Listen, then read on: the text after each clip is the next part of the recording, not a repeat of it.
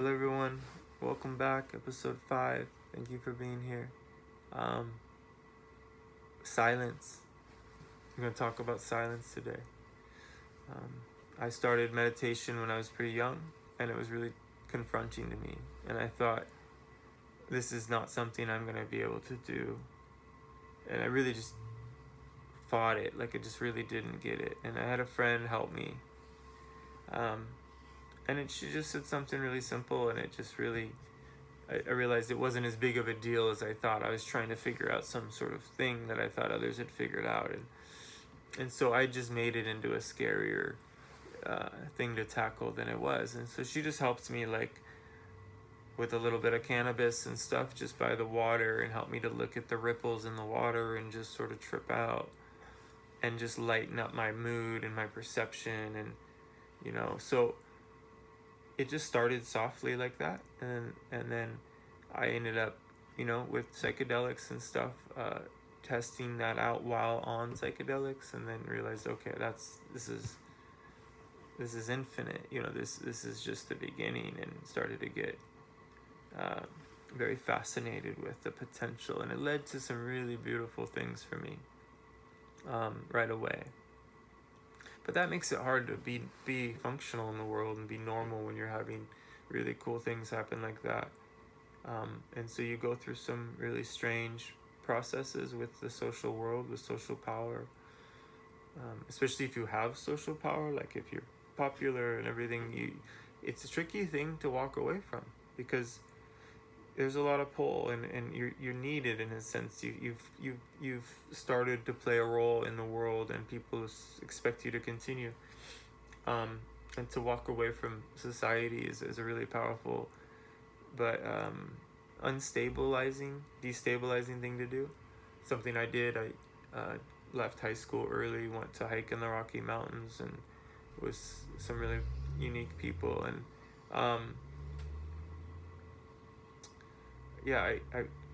it is what it is. Everyone was so worried about that and for me, and it was really pretty difficult thing to do as well, because when all that pressure is, and all that projection, and that you're going to end up as a drug addict, and you're going to end up without a job and all these things, and it's so not true. Like, I actually would have been better off having never gone to school. Now that I understand how indoctrination works and how hypnosis works, to learn how to come out of it, to learn how to deal with the hypnosis, and then enter school. Like, I've gone back to college now and just crushed it, knowing how to be in this world and understand not to take any of this world so seriously, and learn how to use my situation for the benefits of the training that I've been seeking. And so everything is an opportunity once you see through it, or see its essence, I should say. So silence is a really powerful thing. It starts with meditation, and it leads to a cryptic thing the Toltecs called stopping the world. And this is really the longing we all have, is to stop the world itself. And when you no longer have thoughts, your perception moves away from the hold of this dream, and you start to become accessible to other layers of the onion, which is to become an active dreamer. And so, as scary as all of that may seem, it's simple, because the mind is something that doesn't have to function in the way that it typically does. We can retrain our being to perceive with all of its senses, and there's more than the senses we've been told about.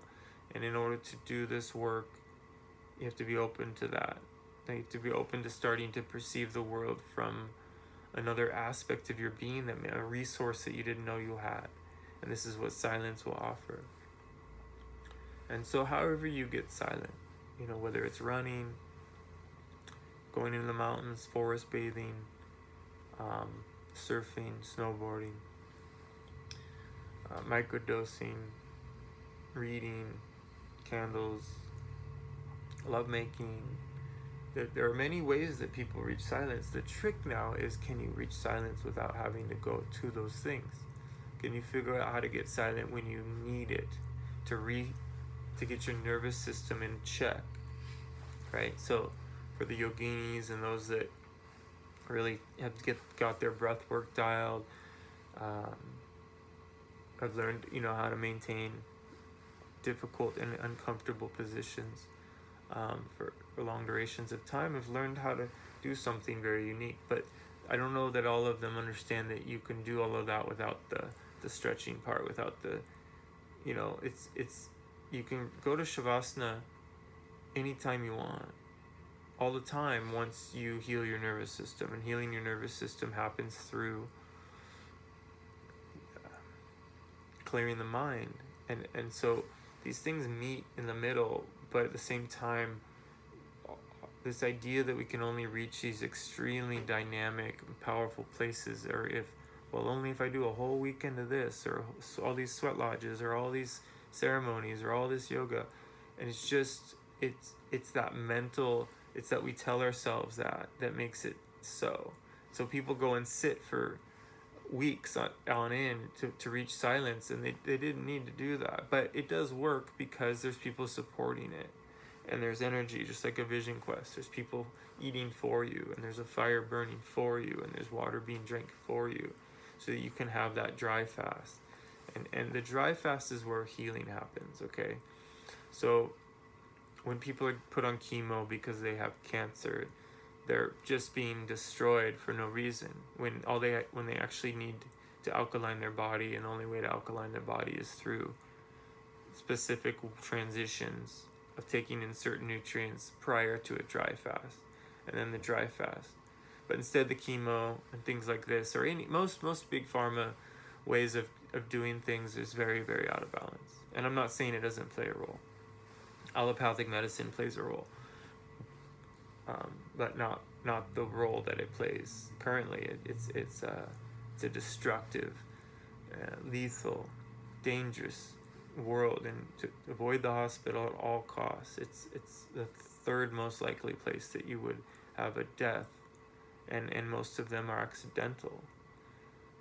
And once we realize, someday we'll find out that, in a sense, they're all accidental. Like deaths that occur, especially during this COVID time, and the ventilators and all that misinformation around how that stuff, the way that happened was so dark. It's so twisted, you guys. But it's just exposing, though, to those that finally are willing to look at what the medical industry is up to. So petroleum-based products cannot be medicine, and all allopathic medicine is based on petroleum. So it's all a lie. You can't take those drugs. If you're on anti-anxiety medicine, if you're on antidepressants, you're going to need to titrate off. And the sooner the better. And get help from a person that can help you, not from a drug, not from a fucking shrink that's going to give you drugs. There are extreme cases.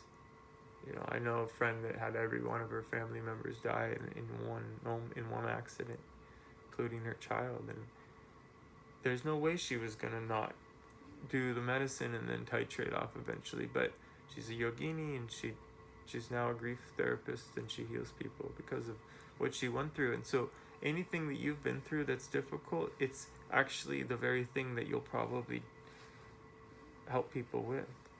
Once you heal from it, once you release the trauma through your body. And you're going to do that by shaking out your trauma, just like an animal does when they're wounded in the woods. And you're going to learn to do that by becoming quiet in your mind, and spending time in the soft part of you, the part that listens and looks. Because if you're flooding your eyes with beauty, if you're flooding your ears with beautiful sound, if your nostrils are filled with the smell of nature and flowers and the forest, or whatever memories of smells of foods, these are all powerful ways to activate silence. But we have to do it all at once. You have to be flooded with your ears, flooded by your eyes. And if you're flooded in the beauty of the world, and you're looking at the beauty of the mother, of the earth, then you're not thinking of you. You're not like, look at me seeing the mother. You're just seeing the mother. And because we focus on ourselves our whole life, we're missing out on everything. The wind is constantly communicating to you. The birds are constantly talking to you, to all of us, all the time. If you listen at a different level, you will hear it. There is direct communication occurring from the Earth Mother herself all the time. She wants us to be with her in that silence, because she's in silence. And that's all I should have to say. The Earth is in silence. In order to know her, we have to be in silence. And then the communication happens. And then you know why you're here. You remember your dharma. And the things that you think are issues just start to work out. The things you think are the problems actually become the solutions. The things that you're afraid of become the training ground for your evolution. And so it's all that shift of perspective. So silence seems like a thing that's not reachable. It's very reachable. I figured that out myself. I didn't believe it was. I told myself it wasn't, and yet somehow I got to it. So I was a kind of a non-believer. And so anyone that's willing, and believe is a weird word, you know, it really means be a lie. Because you're believing, you're not knowing. And so we want to get to the place where we go from curious to knowing. And there's no beliefs. There's just, I don't know, and I know. And that sounds crazy, but it comes to the point where you quit arguing about bullshit, and that there isn't anything to have a belief on. It's just, well, I don't know yet, and or I've learned how this works, and these are the basics, and these are the complexities, and you talk about them, and I don't know. You over time you start to realize that there's no middle ground really, in a sense. There's no gray area. That doesn't mean philosophy and contradictions don't show up, right? So to truly to really get into the contradictions is, it's something very difficult to see or perceive, because we all are having a different experience here. But one of the contradictions is that everything matters, because nothing matters. And those two truths have to be the same. It doesn't make them not true. It's just, that's how it is. Nothing could matter. And yet, that's only because everything does. They cancel each other out in a strange way. And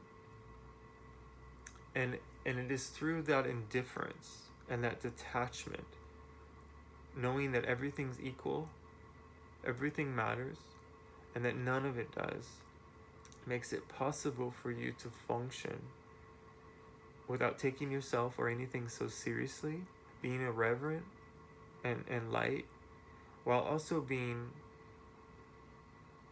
extremely focused and intense and serious about your path.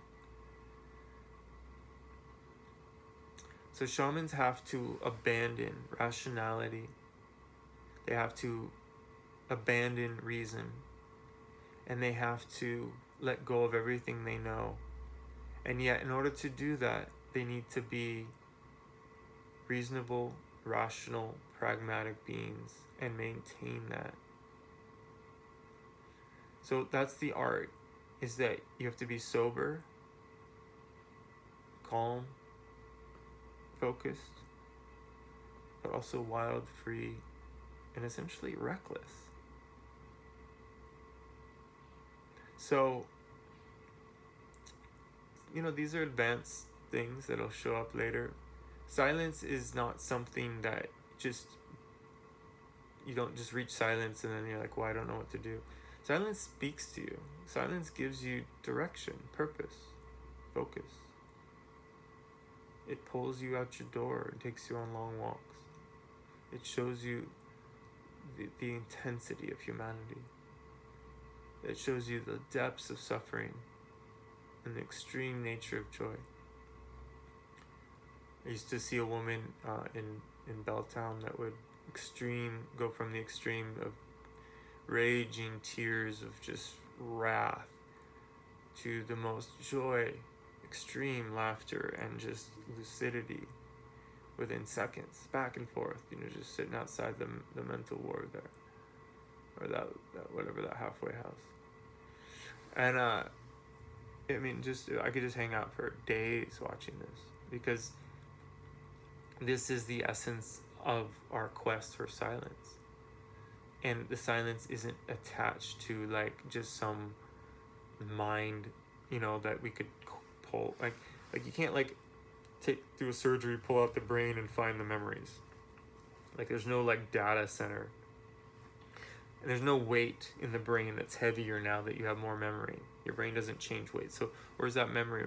What is it? Right? So what are we if that memory doesn't weigh anything? Why doesn't it weigh anything in my phone or my computer? What are these computers? What are these things? How do they even work? Are they not magic? And is this magic not old? Like, how do we know it's new? What do we know? We know that we don't know. We know we don't know a lot. But that's okay, because we're willing and curious and open and expansive, and we want silence. And we want to know what direct knowing is. Remote viewing. Dreaming. Shamans aren't limited, right? They can heal people from across the world. They can, not that's how it works, but there's a lot to learn about remote viewing and direct knowing. Silence leads to all those things. Silence is uncomfortable at first, but so worth getting into, right? So saunas help a lot, learning to handle the heat. Walking, if you walk and walk and walk and walk, eventually your mind wants to stop. It needs a break. Obviously alcohol and medicines and stuff work. I used to use things in order to recapitulate. I needed to calm down enough in order to do what I needed to do, and that's what I had to do, because I had such a stressful life, because I didn't have any boundaries, and so I was carrying the weight of other people that it wasn't my weight to carry, but I took that on thinking it was. And therefore I was breaking my body, breaking my mind, breaking my heart, breaking my soul. And so I had to figure out how to get okay, and how to get real, and how to get to my pain. And I was going to see therapists, and they're all fucking just, so dense, you guys. The world is full of such dense people that think that Freud and Jung and all these people are gods, and that nobody can, it's just so painful. Once you learn the shamanic side and you realize how much bullshit we've allowed in, and that we perceive ourselves based on these labels that were given by these few people. Some of it's brilliant stuff. I'm doing the shadow work. I'm not saying you, but we allowed these limitations, these labels, and these things like bipolar and stuff to be words that have so much weight. And it's really the mystery of the assemblage point that the Toltecs can teach you about. It's nothing to do with what shamanic concepts will eventually become necessary in order for us to understand how things work. And so that's all coming, and the people that the base of information that we've been functioning from will start to be eventually worked through, and we'll be able to get somewhere that's evolutionary rather than stationary. So how does one reach laughter experience? How does one have fun? Go have fun. Like, don't let the rules of the world tell you how or how not to have fun. Figure it out for you. It's okay. It's okay to live. This is it. There's no next life. So if you want to get into something, get into it now. If you wish you had the capacity to speak a certain way or you had more social power, go gain it. If you want to lose the weight, I can help you. It's not hard. It's just you have to get over a certain type of food addiction, and you're set free, and then you'll feel amazing. If you're struggling to gain weight, I know people that can help you, and I need that help because now I'm cleansing, and it's hard to if you're not eating unhealthy things, it's hard to build any weight because your body doesn't want to be carrying unnecessary weight. And so how you end up having to do things very differently and become very conscious, and that's very liberating. But again, if that becomes an obsession for you and you become, in this guilt shame cycle, then none of that's healthy either. So it's okay where you're at. It's okay to be learning. There's no point in trying to be somewhere you're not, or upholding a position within your mind that you've done something. Like, I've done nothing yet. There's nothing to do. But silence feels good. It's worth pursuing. You don't have to be scared of it, because you want it. I want it. I need a lot more of it. Even though now I'm reaching levels, you guys, where I get it. I don't have to think anymore. I can hang out and observe energy directly as it flows. And I don't even know what to say other than I'm just so thankful. And it took a lot of work to get here, but it wasn't work. It was guided.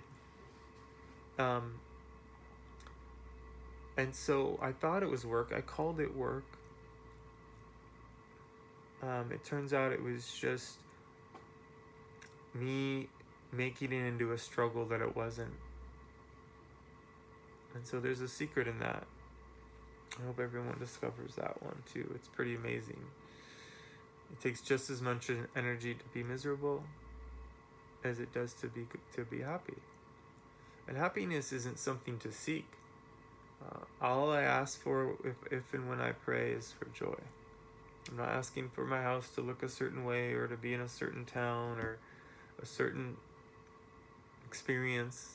I ask for joy because I trust that will absolutely be granted, as it is a simple request, and I'm willing with every fiber of my being to show up and move toward that joy and do what I'm told to do in order to reach that joy. And so for Toltec's, joy is a warrior's greatest accomplishment. It's this laughter that shows up that's really liberating. I'm able to laugh that way with very few people in this world. And the few that I can really laugh with, I've lost, in a sense, that laughter turned into something else for them. So that's all okay, There's others out there like me that are doing this, and I know we'll all gravitate towards each other. We need to be sort of kept from each other at this time, and as more and more of us start to get simple, come out of the complexities, and learn to sit with trees and communicate with trees, and sit with plants and learn how to see the energy of plants, and these things change you. It's very confronting, and it doesn't go on it doesn't fit a social power structure where, I don't look normal when I'm sitting there gazing at the water for hours at the docks without moving my body at all. I've had people think I was a statue and come up and put their hand on my head thinking they were leaning against the statue. So people are that disconnected from the world that they can't perceive energy. And someone that's perfectly still is to them a statue in this world, because nobody sits still and does that kind of deep meditation, at least not in, on the docks in a liberal, confused part of the world. So we're dealing with just an unconscious world, and to become conscious is the most bold thing you could do. It's so much more comfortable to stay where where you're told to stay. That's what the mask was about. Just stay put, do what you're told. You know, once you guys understand what that was for and everything, it's just gonna help to understand what it represents and how many different forms of that mask we've integrated over time, and that was the last one. I mean, this can't go on. We are not that stupid that we think that a mask is a form of protection in a world that is so dynamic and energetic. So you guys, viruses aren't something you can catch. The terrain theory has been proven. Germ theory has been disproven. The real ones know this. The upper management, so to speak, know how these things work, and they've constructed a very beautiful and powerful system of lies that has convinced us to inject poison into our body for no reason except to make us to lower and lower our immunity over time. And it's consent based, so they can't just come and just, do whatever they want to us. We have to agree to these things. That's the way this world works. And so you guys that are going along with these lies, you're consenting, you're agreeing, you're allowing it to continue. And so me and others and those that do not go along with this, we ask that you consider just stop going along with things like that, because that's all that needs to happen is just people have the courage to stop. So stop the world, stop your mind, and you will stop following orders, and you'll stop discovering the natural order of the world, the natural law of creation. Creation is an intelligence. Creation is communicative. Creation is, the earth is the dreaming matrix. There's an out of balance matrix that is based on the architecture of fear, but there's the holistic earth matrix, and she is a vast consciousness being, a vast being of consciousness, and has a similar energetic structure to each individual being, like myself and you. So every one of us has a luminous cocoon of energy that surrounds us, surrounds our physicality, and essentially is our essence. And the same with the earth. She has a sphere of luminosity around her being. And it has an assemblage point position, just like we have an assemblage point position. And as her assemblage point moves, our collective assemblage point moves. And we're all kind of caught in the same sort of conflict. And she's our friend in this conflict. And she's going to teach us so much through this process. And so I highly encourage you to find the ways that you already know how to get silent, and then start getting to the essence of what that is. Why did that work? Why does exercise do it for me and not sitting in a dark closet? Well, do both.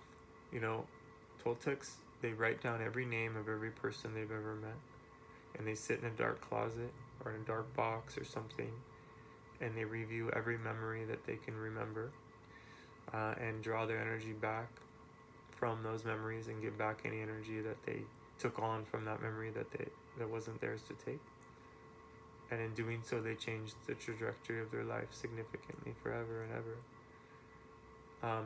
But to get to that place, one needs to start with learning how to get to silence, because the recapitulation is done in silence. So the doors fly wide open when you start to do this work, but it's not glorifying work at all. There's no, hey, look at me, everybody, look how much I did today. And it's between you and the mother. She sees you, and when you realize that you don't care if anyone sees you as long as she sees you, then all the conflict with your being, the social way of things, goes out the door, and you don't need social media or anything to feel seen or heard. And then you can share whatever you want, and you don't care what people think, and that's so liberating. I mean, that's the key right there. It's like when your money is tied to how people see you, that's pretty tricky.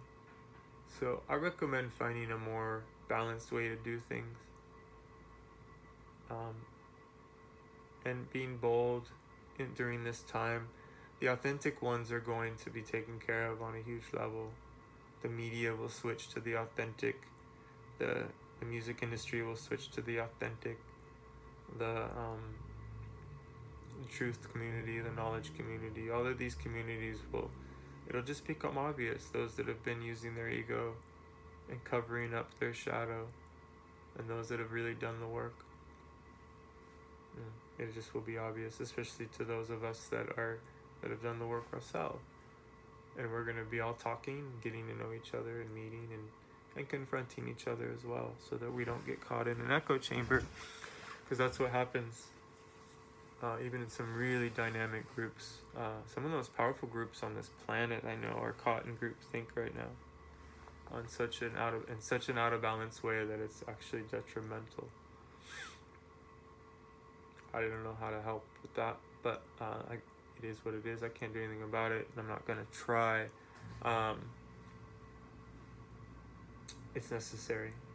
It's hard for me to see, because I thought I had some people in my life that were willing to be unbiased and look at things objectively, but even some of the most capable people of being psychic and things are willing to look at certain things because it's too big of a threat to their social order, and so they're not as far along as I would have thought and hoped, and that's scary when you start to feel pretty alone, when the people you looked to for clarity and gnosis around particular things retract and contract and go into a fear-based mindset, which shows that they are not teaching or not walking their talk. But it doesn't mean I don't love them and appreciate them, and I wish that there was a way to communicate honestly and not, be put in a situation where there's really just no way to proceed. But you never know. Time is amazing. Time is not linear, and everything happens for a reason, and the signs that come with these changes are actually like guided. They're in the stars, so it makes sense. Again, nothing to be at odds with. Loneliness is real though. I spent a lot of years trying to reach out to hang out with friends, and it just started to become less and less interesting, and more I wanted to just be alone and do the work, whether it's martial art training or just walking, reading, just light stretching, even watching powerful films and shows that expose and awaken my consciousness around things. There are cool shows that are really dynamic, that are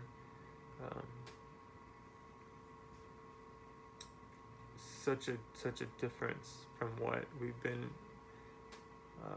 sort of forced to regurgitate from these lunatics. And so there's a good way to get tapped into the symbology of this world and understand the codes, how things work. Just stop assuming and stop assuming that because you're educated that you know more than those that are not. In fact, it's becoming the opposite. The people that were educated we're having a hard time helping them because they're unwilling to extract themselves from the ego that was tied to the degree. Like, I got a degree, so I know more than you because you didn't do the work. It's like, that's a different kind of work. You guys, that's not the work I'm talking about. Shamans go to college after they train in shamanism so that they can balance their being with all the rational, practical aspects of life. Not to become as indoctrinated as the masses. But unfortunately that happened with some of the shamans that I work with.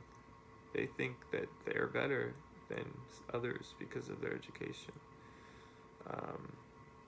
which goes against the Toltec teachings and stuff. So it's very strange, but and they wouldn't admit to it is the problem. They behave that way, but then when you confront them on it, it's, oh no, I'm just doing that for you, dear.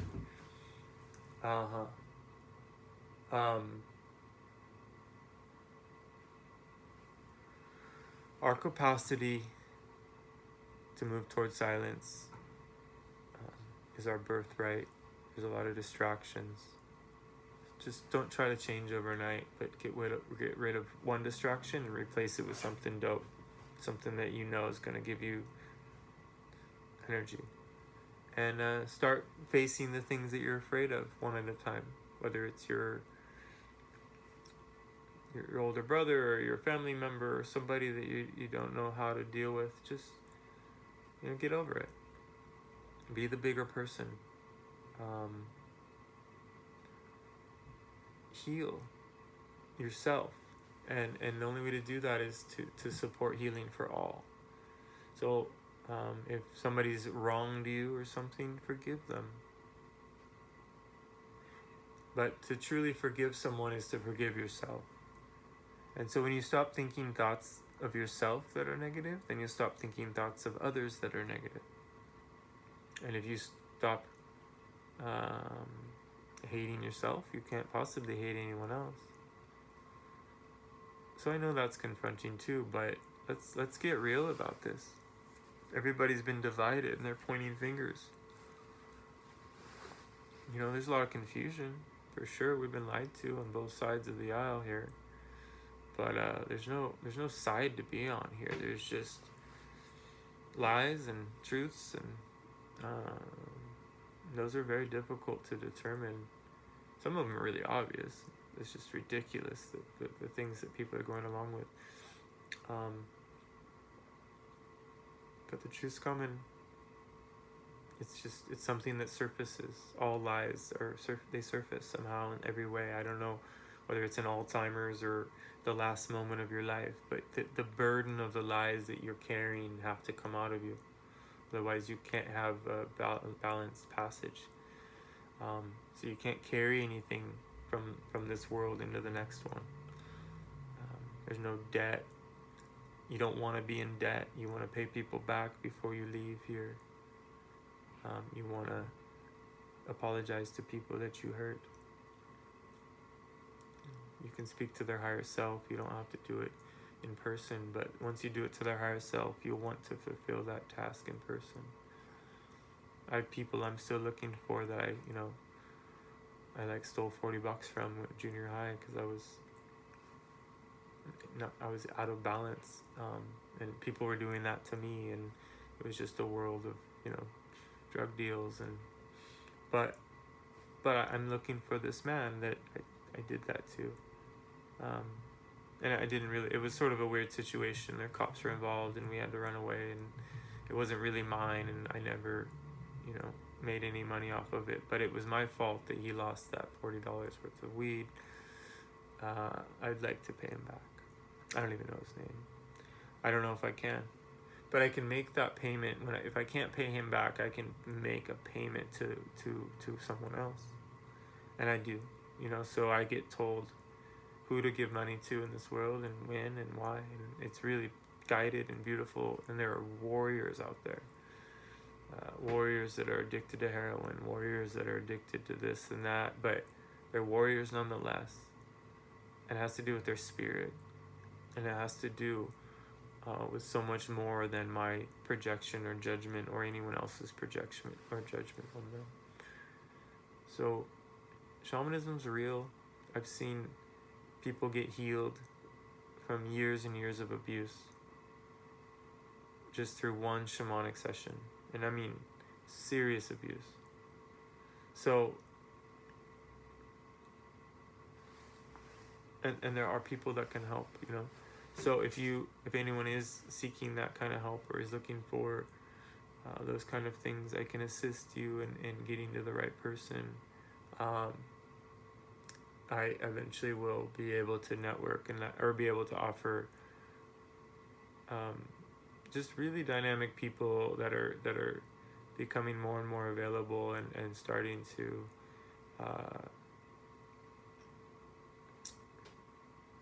provide real methodologies for total restoration and repair of your being. And certain people, I think, will be called to work with certain ones one-on-one, and there'll be certain healings and things that occur. You know, when a healing happens, a person really heals themselves. But a shaman that is of great skill set can be given permission to do the work for you. And that compatibility and that wholesome relationship that can occur is really powerful. And so do not be afraid of asking for help, you guys. That's the biggest ego issue, is I can do this on my own, and you can't, and then you just bury yourself deeper in stress and debt and fear and anger and regret and guilt and shame, and then you have to rip someone off or do something, and then you just like but really you just have unhealthy boundaries, and you're living in a place that's too expensive, or you're not being clear about, you know, how to take care of yourself, and you're spending money on food that's poisoning you instead of healing you. So you're constantly in inflammation, and you're constantly feeling, you know, the fear of the food that you're eating, because there's food in the fear that you're eating too. I mean, there's just fear in the process of man's intervention upon our food. So if you eat whole foods grown from the earth directly, then it's just holistic, and your body will start to know how it'll understand the DNA of the earth and you, and it'll know how to heal itself in other ways. But if you haven't done much shadow work and you try to purify, then you'll run into all the shadow stuff that comes out, and it's like, okay, let's work on that. And the shadow stuff can be resolved through working with tantric shadow therapists, with people like myself and others. And you know, it doesn't happen overnight, but there are really powerful changes that occur and perspective shifts that allow really huge changes to happen in chunks. And so it seems, you know, like it's a little too confronting, and people are uncomfortable getting into all kind of their true feelings and getting honest with themselves, but it's so worth it.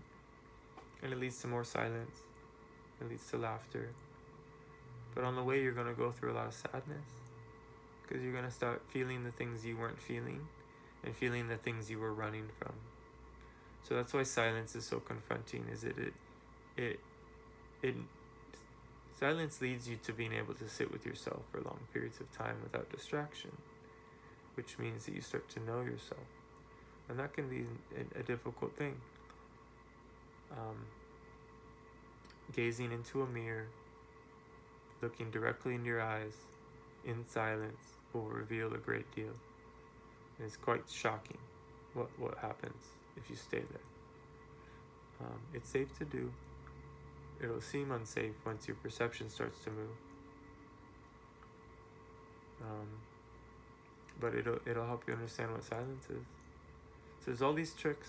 I'm happy to offer more over time. Thank you for listening.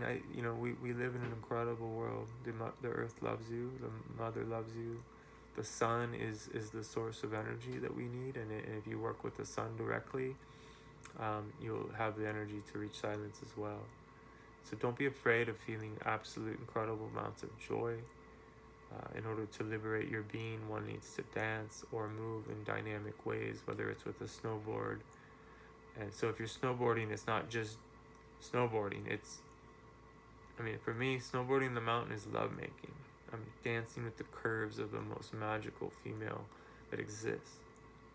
And she's guiding me into the depths of her trees and showing me, how to move, talking to me, guiding me. And it's not with words. There's no Earth Mother voice saying things to me.